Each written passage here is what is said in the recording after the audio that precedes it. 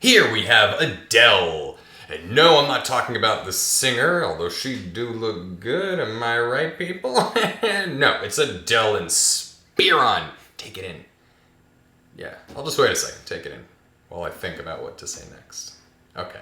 To be specific, it is the Dell Inspiron 3000 series, and that is a pretty broad range of notebooks. Dell puts a ton of different things under the Inspiron 15 and then 3000. There's like a 32, 33, 35, etc. and so forth. And is this an awesome bang for your buck computer? Let's find out.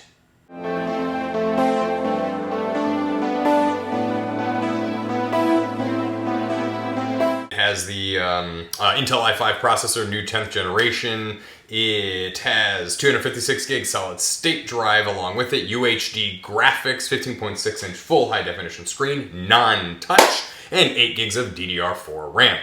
Now, this thing is pretty standard. It's really about the only thing that gives it sort of that premium level is the i5 processor. The rest of it you can get in most notebooks these days. You can get Asus's, HP's, although you shouldn't. And let's see, Acers and all those, you can get those for roughly about, frankly, you can get a lot of those cheaper while still maintaining a little bit of a higher, you can get all of those cheaper while still having the same specs. Acer Slim 5 even comes in a little bit cheaper of a price tag, but some people just really want that Dell name for whatever reason. I like Dells. Dells are good computers, and this one's no exception. I do like this machine. I'm not totally enthralled with the price to performance ratio or the value of it. In terms of build quality, it is okay. I'm going to get a close-up on the plastics in a little bit here, but basically, plastics are decent. It's this kind of interesting rippled kind of feeling, textured feeling on the front cover there, and it's kind of got the same thing right here. It tries to kind of mimic metal, but it's not metal. It's although it's metal, yeah, it's not metal. Metal? It's metal, right? It's metal. I don't even know what the hell I'm talking about. So it is, it's okay feeling. It's not the best plastics ever.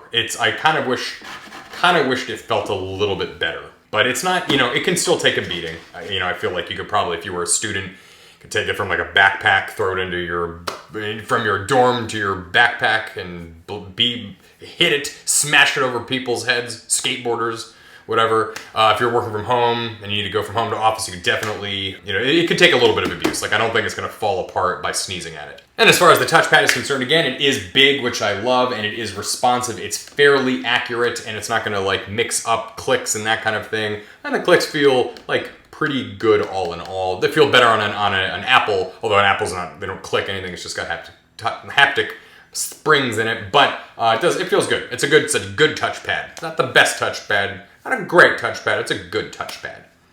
Keyboard is firm feeling. It feels good to type on, not a lot of typos. The keys they feel good and in place.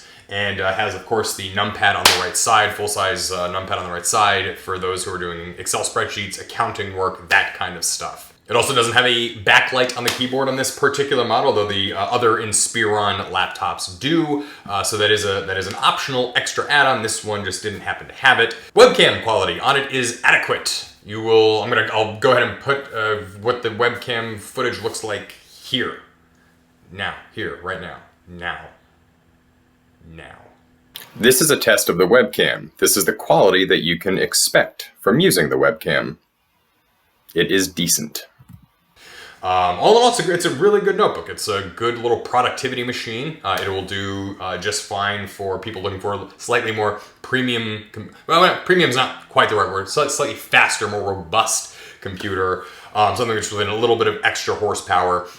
Graphics card, being a UHD, it's going to be, it's not really a gaming laptop, but you could do StarCraft, Fortnite, that kind of stuff on it. But I wouldn't play any AAA titles at max settings. It's not going to play those well. But you're going to be able to have a ton of Chrome tabs, a ton of Firefox tabs, Word, Excel, PowerPoint, Outlook, all that stuff open. You'll be able to really sort of like tax it for productivity work. And yeah, so it's for nonprofits, for people working at home, for students. Let's talk features for a moment. There is no Windows Hello. It's a little bare bones by comparison to some bare bones compared to some of the other computers on the market right now, at least at face value. It does not have a fingerprint scanner. It does not have a Windows Hello compatible camera, and but it does a couple of things that I like. Inside this computer, if you're willing to crack her open like a clamshell, you take the bottom cover off, and it does have a space for where you can put an additional hard drive, so that's awesome. If you want to expand the storage yourself, you can. You can either put a SATA, it's a SATA storage, so you can either put a SATA hard drive, another SATA solid state drive, whatever it is. And it does have 2 RAM slots, so unlike some of these other computers coming with a whole 4-by configuration, 4 on the motherboard, and an empty slot, this one has 2 empty slots. Comes with an 8 gig stick, and of course you can then upgrade it to 16 gigs.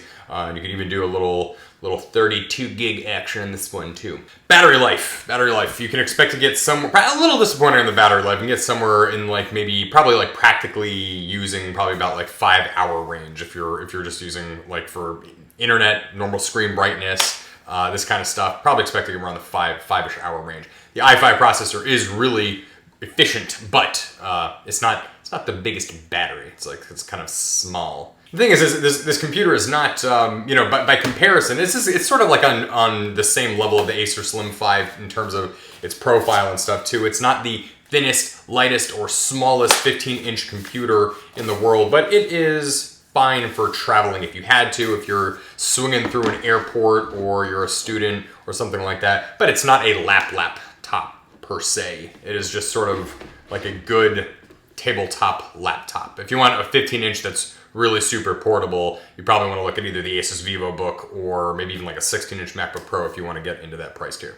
LCD, again, 15.6-inch full high definition, and it is, it's good brightness. It looks good. Good colors, good brightness. It's good quality screen all in all. Input and output. We've got HDMI, Ethernet. A lot of computers are ditching Ethernet these days. Ethernet, 2 USB 3s, headphone jack. On this side, we've got camera card, SD, full size, and another USB. So, pretty good I/O. Standard across the board for most laptops these days and in this price range. No USB-C. I'm a little surprised, a little shocked about that they don't have any USB-C on this laptop. A lot of newer notebooks are coming with USB-C, and obviously it is a newer notebook. USB-C is good. It's fast. It's good to have for the expansion and stuff. I don't know why. Dell, why did you drop USB-C? Don't quite know. But anyway, you didn't. You didn't put it on there. You didn't put it on, and we wanted it. We wanted it. Why didn't you give it to us? Why didn't you give it to us, Adele? Dell? Was that funny? So, quality. Can it take a beating? Yes. Going over my notes. Going over things to talk about. I've run out of things to talk about with you people. It has wireless AC in it. It has Bluetooth 4.1. Speed of the computer is very, very fast. It is a quick machine, nimble to execute tasks and do a bunch of things. Boot times are fast. It's going to be good for things like productivity tasks, bit of light level audio, real audio editing, light level video editing. If you're doing 1080p, Zoom calls, that kind of stuff, it'll be just fine. Photoshop you can do. UHD is fine for doing Photoshop and RAWs. The 256 gig solid state drive in there is obviously fast. You can expand it with a new NVMe drive. Is this a computer that I recommend to people? In other words, should you go and buy one right now? You should buy it if you can get one for the right price. For example, the Dell Inspiron, again, it has a huge lineup of different machines under the Inspiron 15-3000 series. You get some of the backlit keyboard, get some with more RAM, get some with touch screens, USB-C, etc. and so forth. So all the ones that this particular one is missing, you can, I'm sure, find one that has all of that stuff and for a decent price. For example, we're going to be reviewing another one coming up that does have USB-C, a backlit keyboard, and a touchscreen for $600. So if you could get this one for, let's call it, I don't know, maybe $450 somewhere around there, I'd say that this is a good deal. It's got a lot of horsepower. It's a good machine. I don't know. I like it. It's a good computer, and if you happen to buy one, I think you'll be fine with it. It should be reliable. Dell's customer service has been very good lately, but I'm not sure I'd be totally stoked to go and buy one. Reason being is just because there's a couple of, I wouldn't say they were cutting corners, not the way my other favorite company does, But I don't know, maybe it feels like they were maybe cutting a little couple of corners. Not sure.